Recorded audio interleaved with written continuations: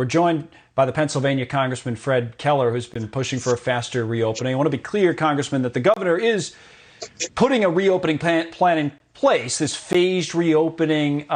He's got color-coded red, yellow, green, where you move one phase to another. But you want it to move faster, right? Tell us specifically where you think the governor is going wrong in your state.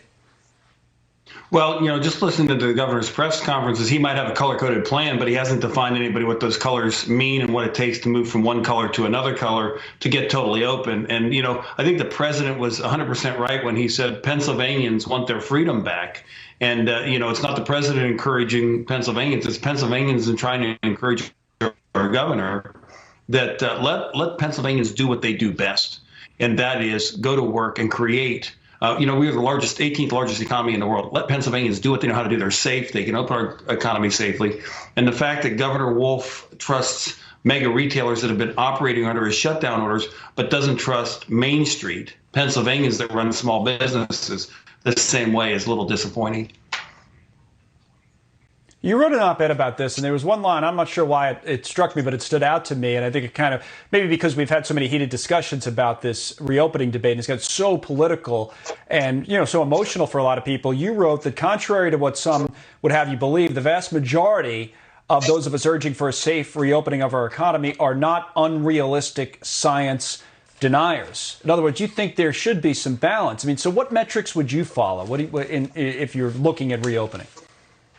Well, again, looking at what the CDC and what the Department of Health has said we can do, and actually, when you look at UPMC, one of the largest, University of Pittsburgh Medical Center, one of the largest providers in our area, says that we should be getting back to work. It's healthy to get out and get back to work as long as we do it safely. You look at that, and you also look at UPMC and Geisinger Medical Center starting to open up and do non-emergency procedures. So again, we can do it. The medical experts say we can do it. On the CDC, though, Congressman, I think it's interesting because a lot of states have not. I know those guidelines are out there, and the administration's put guidelines out there. A lot of states have jumped the gun on that. So, are you in favor of going a little faster and not following to the letter of the law those guidelines that have been put out by the federal government?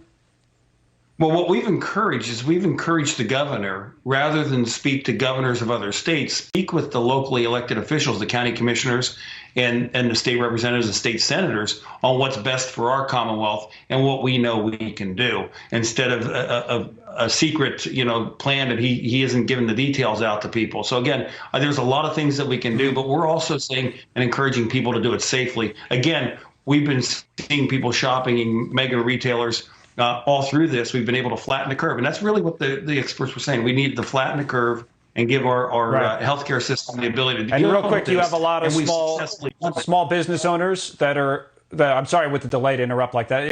You have a lot of small business owners that are in real trouble in your district? Well, we have that all across our Commonwealth, and yes, in our district, and people that just say, hey, trust us enough to be able to do what we did prior to this. I mean, we care about our communities, we care about our safety, and we can do the same thing they're doing at the mega retailers. Just give us the opportunity to. All right, Congressman, thank you. Congressman Keller from the state of Pennsylvania. And again, the president will be in that state tomorrow. Melissa.